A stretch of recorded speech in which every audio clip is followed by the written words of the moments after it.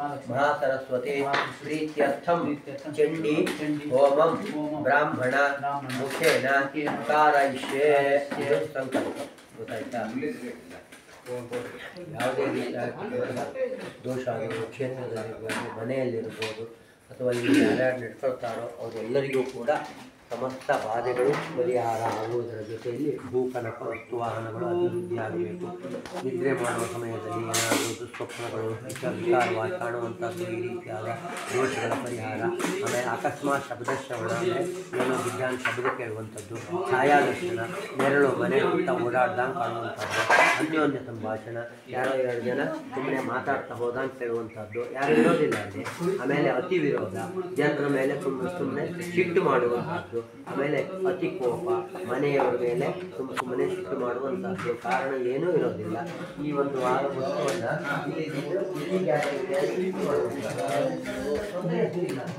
ಅದು ಅಲ್ಲಿರೋ ದಾರಿ ಆ ರೀತಿಯಾದಂಥ ದೋಷಾದಿಗಳು ಯಾವುದೂ ಎಲ್ಲ ರೀತಿಯಲ್ಲೂ ನಮಗೆ ಒಳ್ಳೆಯದನ್ನು ಮಾಡುವ ಉದ್ದೇಶದಿಂದ ಈ ಒಂದು ಅಮಾವಾಸ್ಯೆಯ ಪರ್ವಕಾಲ ಇದು ವರ್ಷದ ಮನೆಯಲ್ಲಿ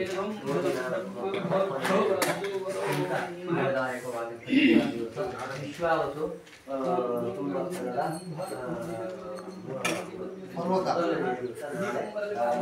ಹಾಗಾಗಿ ಈ ಒಂದು ಎಲ್ಲ ಕಾರ್ಯಗಳನ್ನು ಒಳ್ಳೆಯದಾಗಬೇಕು. ಆಮೇಲೆ ರಾಜಭಯ, ಶತ್ರುಭಯ, ಚೋರ ಭಯ ಅಂದರೆ ಅಧಿಕಾರಿಗಳ ಭಯ ಇರ್ಬೋದು, ಶತ್ರುಗಳ ಕಾಟ ಇರ್ಬೋದು, ಆಮೇಲೆ ಕಳ್ಳರ ಕಾಟ ಇರ್ಬೋದು, ಆಮೇಲೆ ವಾಹನ ಅಪಘಾತಾದಿಗಳು, ಆಮೇಲೆ ವಿದ್ಯುತ್ತಿನಿಂದ ಬರುವಂತಹ ಅಪಘಾತಾದಿಗಳು, ಜಲಕಂಟಕಗಳು, ಯಾವುದೇ ರೀತಿಯಾಗಿರ್ತಕ್ಕಂತಹ ಅಪಮೃತ್ಯು, ಧ್ರುವಮೃತ್ಯು, ಉಗ್ರಮೃತ್ಯು, ಬಾಲಮೃತ್ಯು, ಘೋರಮೃತ್ಯು, ಮಹಾಮೃತ್ಯು ಭಯ ಪರಿಹಾರಕ್ಕಾಗಿ ಈ ಒಂದು ಶುಭ ದಿವಸದಲ್ಲಿ ಈ ಒಂದು ದಿವ್ಯವಾಗಿರ್ತಕ್ಕಂತಹ ಸಾನ್ನಿಧ್ಯದಲ್ಲಿ ಈ ಒಂದು ಚಂಡಿ ಹವನವನ್ನು ಮಾಡುತ್ತಾ ಇದ್ದೇವೆ. ಇದರಿಂದ ನಮ್ಮ ಎಲ್ಲರಿಗೂ ಇಲ್ಲಿ ಯಾರ್ಯಾರು ನಿನ್ನನ್ನು ನಂಬಿ ನಡ್ಕೊಳ್ತಾರೋ ಅಂತ ಎಲ್ಲರಿಗೂ ಒಳ್ಳೆಯದು ಮಾಡುತ್ತಾ ಹೇಳಿ ಪ್ರಾರ್ಥನೆ ಮಾಡ್ಕೊಳ್ಳಿ. ಪ್ರಾರ್ಥನೆ ಮಾಡ್ಕೊಳ್ಳಿ. ಅಕ್ಷತೆ ಬಲಗೈ ಹಾಕೊಳ್ಳಿ. ನೀರನ್ನು ಕೈ ಮೇಲೆ ಹಾಕಿ ನೀವು ನೀರು ಹಾಕೊಂಡು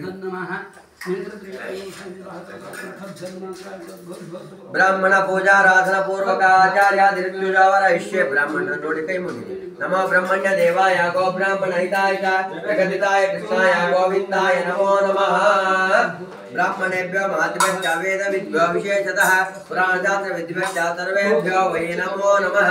ಋತ್ವಿಗ್ಭಿಸ್ತಃ ಆಚಾರ್ಯಂತ್ವಾಮಹಂ ರಣೇ ಕುಡಿ ಋತೋಸ್ಮಿ ಯಥಾ ಜ್ಞಾನತಃ ಕರ್ಮ ಕರಿಷ್ಯಾಮಿ. ಋತ್ವಿಗ್ಭ್ಯೋ ಬ್ರಾಹ್ಮಣೇಭ್ಯೋ ನಮಃ. ಗಂಧಾದೀನ್ ಸಕಲಾರಾಧನೆಯೇ ವರ್ಚಿತಂ ಅಸ್ತು. ಸರ್ವ ಮಂಗಳ ಸರ್ವ ಮಂಗಲ ನಿರಸನಾರ್ಥಂ ಸಮಗ್ರ ಮಾಂಗಲ್ಯ ಪ್ರಾಪ್ತ್ಯರ್ಥಂ ಮಂಡಲ ದರ್ಶನಂ ಕರಿಷ್ಯೆ.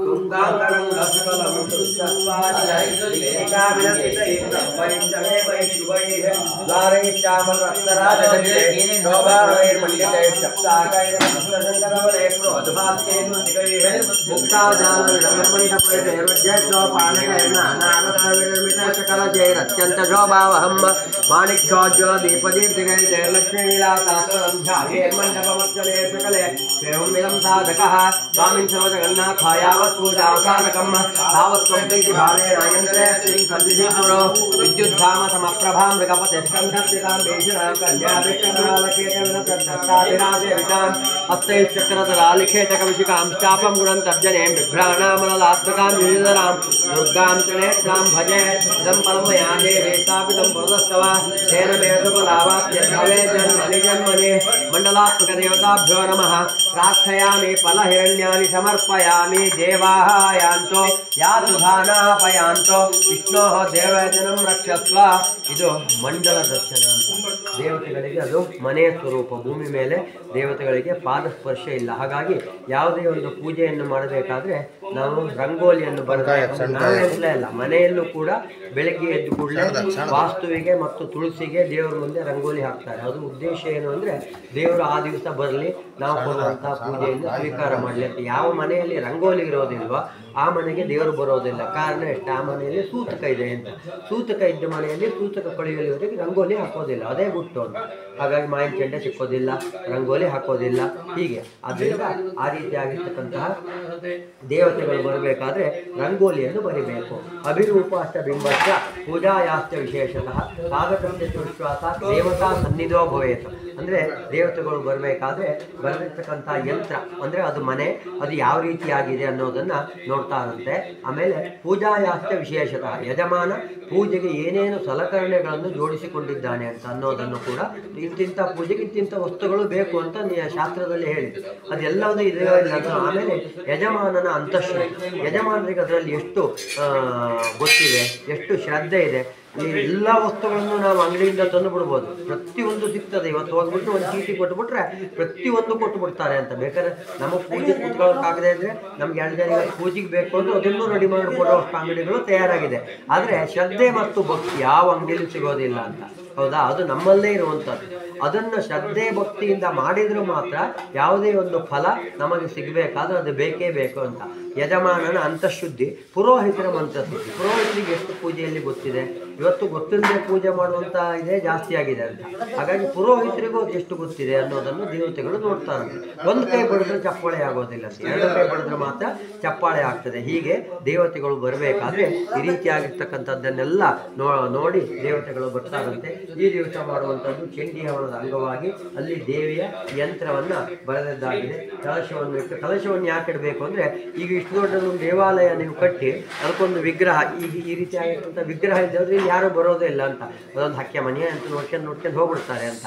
ಹಾಗಾಗಿ ಅಲ್ಲಿ ವಿಗ್ರಹ ಬೇಕು ಅಂತ. ಇದು ಮನೆ ಆಗಿದೆ, ದೇವಾಲಯ ಆಗಿದೆ, ಅದಕ್ಕೊಂದು ವಿಗ್ರಹ ಕಲಶವನ್ನು ಹೇಗಿಡಬೇಕು ಅಂದರೆ, ಅದಕ್ಕೆ ಆಧಾರವಾಗಿ ಅಲ್ಲಿ ಬಟ್ಟೆ ಹಾಕ್ತೀವಲ್ಲ ಅದು ಪಾದ ಸ್ವರೂಪ ಆಗ್ತದೆ, ಅಕ್ಕಿ ಹಾಕಿದಾಗ ಮೊಳತೋಲ ಸ್ವರೂಪ ಆಗ್ತದೆ, ತಂಬಿಗೆಯನ್ನು ಇಟ್ಟಾಗ ಅದು ಶರೀರ ಸ್ವರೂಪ ಆಗ್ತದೆ, ತಂಬಿಗೆ ಅಥವಾ ಕೊಡಪಾನ ಕುಂಭ ಹೇಳ್ತೇವೆ. ಆಮೇಲೆ ಅದಕ್ಕೆ ಒಳಗಡೆ ಬಂಗಾರ ಹಾಕಬೇಕು ಅಂತಾರೆ. ಚಿಲ್ಲರೆ ಬರಿತೀವಲ್ಲ ಅದು ಬಂಗಾರದ ಸ್ವರೂಪ ಅಂತ, ಅದನ್ನು ಹಾಕಿದಾಗ ಪ್ರಾಣ ಸ್ವರೂಪ ಆಗ್ತದೆ. ಆಮೇಲೆ ಹಲಸಿನ ಪುಡಿ, ಮಾವಿನ ಪುಡಿಯನ್ನು ಹಾಕಿದಾಗ ಕೂದಲಿನ ಸ್ವರೂಪ ಆಗ್ತದೆ, ಕೇಶಪಾಶಾದಿಗಳು ಅಂತ. ಆಮೇಲೆ ಅದಕ್ಕೆ ನಾಟ್ಯಸ್ತಂತು ಅಂತ, ಅದಕ್ಕೆ ದರ್ಬೆಯನ್ನು ಸುತ್ತಿದಾಗ ಅದು ನರನಾಡಿಗಳ ಸ್ವರೂಪ ಆಗ್ತದೆ. ಆಮೇಲೆ ತೆಂಗಿನಕಾಯಿಯನ್ನು ಇಟ್ಟಾಗ ಶಿರಸ್ವರೂಪ ಆಗ್ತದೆ, ಬಟ್ಟೆಯನ್ನು ಇಟ್ಟಾಗ ಚರ್ಮ ಸ್ವರೂಪ ಆಗ್ತದೆ. ಒಟ್ಟು ಒಂದು ಪುರುಷಾಕೃತಿಯಿಂದ ದೇವತೆಗಳ ಆರಾಧನೆಯನ್ನು ಮಾಡಬೇಕು. ಹಾಗಾದ್ರೆ ಒಂದು ಪ್ರಶ್ನೆ ನಮ್ಮಲ್ಲಿ ಉದ್ಭವ ಆಗ್ತದೆ, ಏನಂದ್ರೆ ಎಲ್ಲ ದೇವರಿಗೂ ಇದೇ ರೀತಿಯಾದ ಕಲಶ ಇರ್ತೀರಲ್ಲ, ಇದರಲ್ಲಿ ನಾವು ತಿಳ್ಕೊಳ್ಳೋದು ಹೇಗಂತೆ, ಕರೆಯುವ ಮಂತ್ರದಲ್ಲಿ ವ್ಯತ್ಯಾಸ ಇದೆ ಅಂತ. ನಾವು ಗಣಪತಿಯ ಆರಾಧನೆಯನ್ನು, ಗಣಪತಿ ಹೋಮ ಮಾಡಬೇಕಾದ್ರೆ ಗಣಪತಿಯನ್ನು ಮಾತ್ರ ಕರೀತೇವೆ ಅಂತ, ಅವನಿಗೆ ಸಂಬಂಧಪಟ್ಟ ದೇವತೆಗಳನ್ನು ಕರಿತೇವೆ, ಅವರು ಮಾತ್ರ ಬರ್ತಾರೆ ಅಂತ. ಚಂಡಿ ಹೋಮ ಮಾಡುವಾಗ ಮಹಾಕಾಳಿ, ಮಹಾಲಕ್ಷ್ಮಿ, ಮಹಾಸರಸ್ವತಿ 3 ಪ್ರಧಾನವಾಗಿರ್ತಕ್ಕಂಥ ಕಲಶಗಳು, ಆ ದೇವತೆಗಳು ಮಾತ್ರ ಅಲ್ಲಿ ಬಂದು ನಾವು ಕೊಡುವಂತಹ ಪೂಜೆಯನ್ನು ಸ್ವೀಕಾರ ಮಾಡ್ತಾರೆ ಅಂತ. ಕಲಶ ಒಂದೇ ಆಗಿರ್ತದೆ, ಕರೆಯುವ ಮಂತ್ರದಲ್ಲಿ ಹೆಚ್ಚು ಕಡಿಮೆ ಇರ್ತದೆ ಅಂತ. ಗಣಪತಿ ಮಂತ್ರವನ್ನು ಹೇಳಿ ಗಣಪತಿಯನ್ನು ಕರೆದ್ರೆ ಗಣಪತಿ ಮಾತ್ರ ಬರ್ತಾನೆ. ದುರ್ಗಿಯ ಮಂತ್ರವನ್ನು ಹೇಳಿ ದುರ್ಗಿಯನ್ನು ಕರೆದ್ರೆ ಅವರು ಮಾತ್ರ ಬರ್ತಾರೆ. ಪಕ್ಕದ ಮನೆಯವರು ಯಾರೋ ಬರೋದಿಲ್ಲ. ನಮ್ಮ ಮನೆಯಲ್ಲಿ ಒಂದು ಪೂಜೆಯನ್ನು ಇಟ್ಕೊಂಡು ನಾವು ನಮ್ಮ ನೆಂಟರ ಮನೆ ಮಾತ್ರ ಕರಿತೇವೆ, ಪಕ್ಕದ ಮನೆ ಕರೆಯೋದಿಲ್ಲ ಅಂತ. ಅವ್ರ ಮನೆಗೆ ಬಂದು ಕರೆದಾರೆ ಆ ಪಕ್ಕದ ಮನೆಯವರು ಬರೋದಿಲ್ಲ ಅಂತ. ಹಾಗೆ ದೇವತೆಗಳು ಕೂಡ ಹಾಗೆಯೇ ಬಂದು ನಾವು ಕೊಡುವಂತಹ ಪೂಜೆಯನ್ನು ಸ್ವೀಕಾರ ಮಾಡ್ತಾರೆ. ಒಟ್ಟು 5 ರೀತಿಯಿಂದ ದೇವತೆಗಳೇ ಪೂಜೆಯನ್ನು ಮಾಡಬೇಕು. ಪೂಜೆ, ಜಪ, ನಮಸ್ಕಾರ, ತರ್ಪಣ, ಹೋಮ. ಪಂಚ ಅಂಗಗಳು ಅಂತ ಹೇಳೋದು, ಪೃಥ್ವಿ ಅಂದರೆ ಭೂಮಿ, ಅಪ್ಪು ಅಂದರೆ ನೀರು, ವಾಯು ಅಂದರೆ ಗಾಳಿ, ತೇಜೋ ಅಂದರೆ ಅಗ್ನಿ, ಆಕಾಶ. ಒಟ್ಟು 5 ರೀತಿಯ ಪಂಚಭೂತಗಳಿದೆಯಲ್ಲ, ಅದೇ ಪ್ರಕಾರವಾಗಿ ದೇವರಿಗೆ ಪೂಜೆಯನ್ನು ಸಮರ್ಪಣೆಯನ್ನು ಮಾಡಿದಾಗ ಆ ದೇವತೆಗಳು ಸಂಪೂರ್ಣವಾಗಿ ತೃಪ್ತಿಗೊಂಡು ನಾವು ಕೊಡುವಂತಹ ಸೇವೆಯನ್ನು ಸ್ವೀಕಾರ ಮಾಡಿ ನಮ್ಮ ಕುಟುಂಬಕ್ಕೆ ಆಯುಷ್ಯ, ಆನಂದ, ಆರೋಗ್ಯ, ಐಶ್ವರ್ಯ ಮಾಡುವಂತಹ ಕೆಲಸದಲ್ಲಿ ಯಶಸ್ಸನ್ನು ಕೊಡ್ತಾರೆ ಎಂಬುದು ಇದು ಇವತ್ತು ನಿನ್ನೆಯಿಂದ ಬಂದಿರತಕ್ಕಂಥ ಪೂಜೆ ಹೋಮಾದಿಗಳು ಅಲ್ಲ. ಇವತ್ತು ಹೇಳ್ತಾರೆ ಮೂಢನಂಬಿಕೆ ಹಂಗೆ ಹಿಂಗೆ ಹೇಳ್ತಾರೆ, ಆದರೆ ಅದನ್ನು ನಂಬಿಸುವ ರೀತಿಯಲ್ಲಿ ಹೇಳಬೇಕು. ಸುಮ್ಮನೆ ಆಡಂಬರಕ್ಕೆ ಅಂತ ಮಾಡಿದ್ರೆ ಅದರಲ್ಲಿ ಪ್ರಯೋಜನ ಇಲ್ಲ ಅಂತ. ಇದು ಮೂಢನಂಬಿಕೆ ಅಲ್ಲ, ಆದರೆ ಅದನ್ನು ಹೆದರಿಕೆಗಾಗಿ ಮಾಡೋರಿದ್ದಾರೆ, ಭಯ ಹುಟ್ಟಿಸೋರಿದ್ದಾರೆ. ಆ ಭಯ ಹುಟ್ಟಿರೋದು ಮೂಢನಂಬಿಕೆ ಆಗ್ತದೆ ಅಂತ ಹೆದರಬಾರದು. ಹಾಗಾಗಿ ದೇವತೆಗಳನ್ನು ನಾವು ಶ್ರದ್ಧಾಭಕ್ತಿಯಿಂದ ಆರಾಧನೆಯನ್ನು ಮಾಡಿದರೆ ಖಂಡಿತವಾಗಿ ಅದು ಫಲ ಸಿಗದೇ ಇದ್ರೆ ಯಾರೂ ಮಾಡಿಸ್ತಾನೆ ಇರಲಿಲ್ಲ ಅಂತ. ಅದರಲ್ಲಿ ಫಲ ಇದೆ ಅನ್ನುವ ಉದ್ದೇಶದಿಂದಲೇ ಇವತ್ತಿನವರೆಗೂ ನಡೆದುಕೊಂಡು ಬರ್ತಾ ಇದೆ ಅಂತ. ಪೂಜಾದಿಗಳು, ಹೋಮ ಇರ್ಬೋದು, ಪೂಜೆ ಇರ್ಬೋದು, ಯಾವುದೂ ಇರ್ಬೋದು.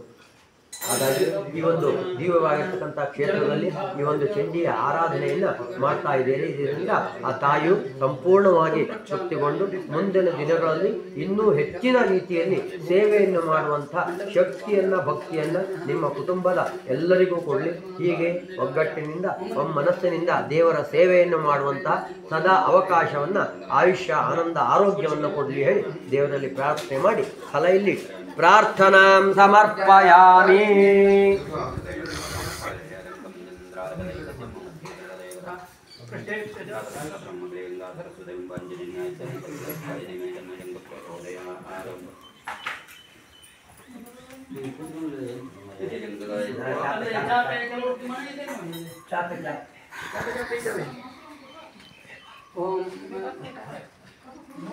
इति जलंतमूर्ति